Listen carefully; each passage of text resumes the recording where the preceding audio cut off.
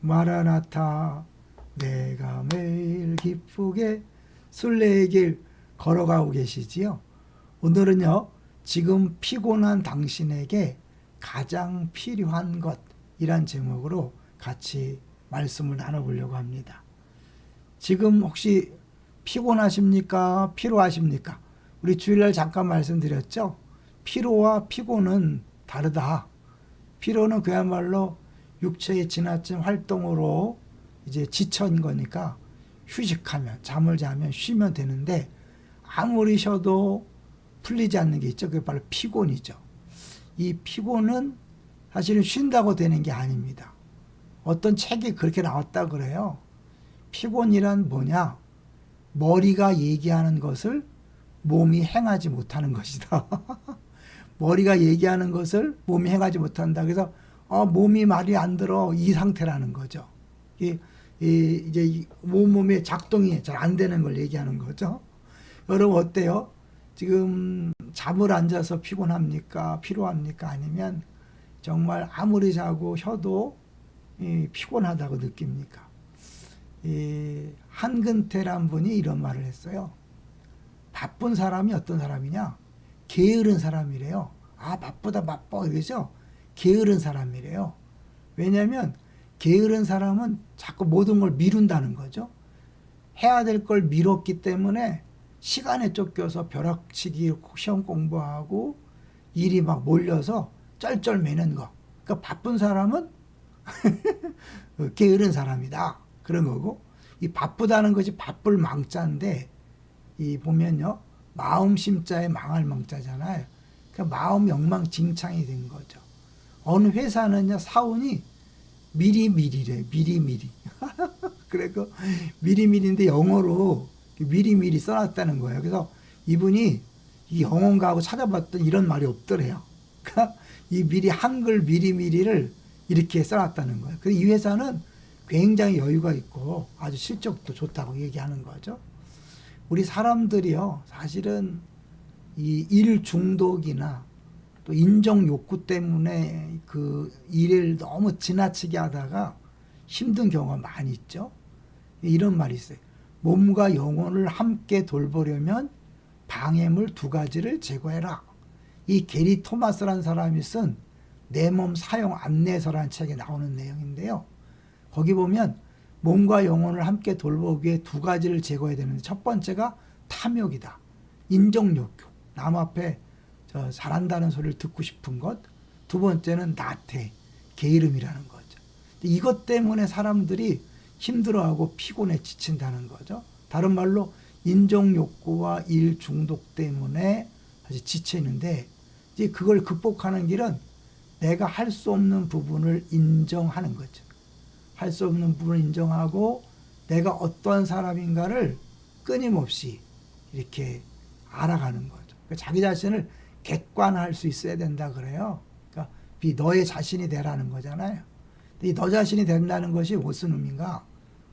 옛날에는 무조건 남들과 다른 독창성만 강조했는데 요새는 그렇게 말하지 않고 남들과 다른 나를 인정해 달라는 것이 아니라 그저 자기가 원하는 모습으로 살아가는 것을 받아들이는 것을 말한다는 거죠. 그러니까 나만의 독특함이 아니라 내가 내 모습, 내가 원하는 모습으로 살아가는 것을 받아들이라. 태어날 때부터 지금까지 모든 환경, 심지어 상처까지도 나를 나대게 한 거잖아요. 그 부분을 인정하라는 거죠. 잘하는 것처럼 마르다와 마리아가 있었는데 마르다가 불평했잖아요. 일을 너무 많이 하다 불평한 거죠. 그런 책에 보면 한 120% 하던 일을 80%로 줄여라. 물론 이게 쉽지 않죠. 내가 마음대로 일을 조정할 수 있는 주의나 그런 상황이 아닐 수 있잖아요. 그런데 그것도 사실은 결국은 안 해보면 이 인정 욕구나 나태감 때문에 그런 거죠.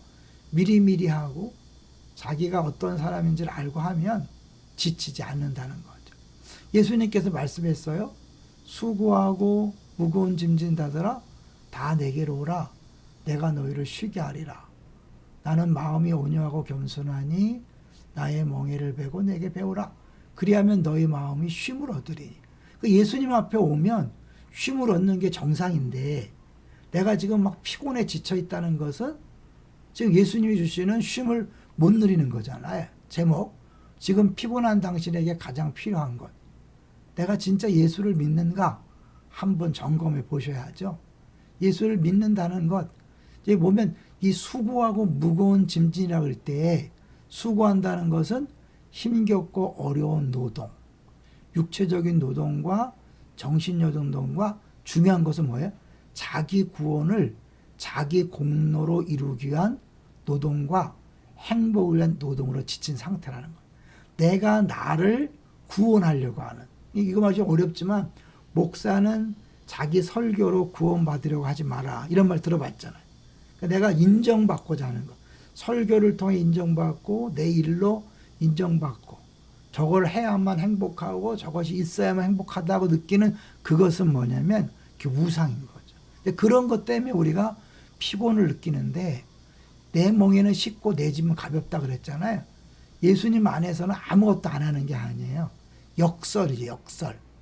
먼저 짐을 벗겨주겠다 그랬는데 내 멍에를 매라 그랬잖아요. 이게 뭐야? 하나는 짐을 벗겨주겠다 그러고 오히려 멍에를 메고 일하라 그랬으니까 역설인데, 여기서 이제 그 무거운 짐을 진다는 것이 무엇인가를 생각해 보면, 무거운 짐을 진다는 것은 염려의 짐, 의심의 짐, 탐욕의 짐, 야망의 짐, 또 죄의 짐 등의 수동적으로 눌리는 상태를 말하는데, 이 능동적인 짐이건 수동적인 짐이건 무거운 짐을 가지고 있는 것이고, 예수님께로 오면 참된 안식을 얻는데, 그래서 그 예수님께 오셔서 와서 복음이 주는 쉼을 체험하면 일에서 구원을 얻으려는 갈망으로부터 자유케 된다는 거예요. 잘 생각해 보세요. 왜 힘들어요? 잘해야 되겠다는 생각이 들잖아요. 인정받은 욕구가 있잖아요. 또 뭐야? 안 하고 싶잖아요. 왜 안 하려고 그러죠? 자기 쉽게 편하려고. 힘드니까. 근데 왜 힘들까요?